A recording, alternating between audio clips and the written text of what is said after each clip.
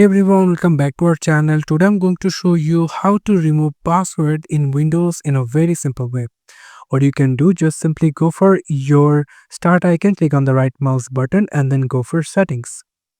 After that, you will find the option called accounts over here. Click on that, scroll down a little bit and you will find the option called sign in options. If you click on that, then you can see here is your password.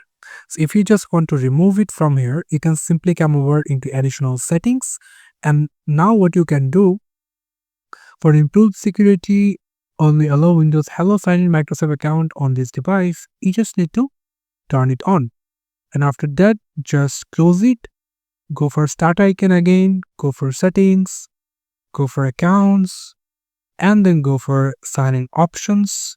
And then you can see there is no password section over here.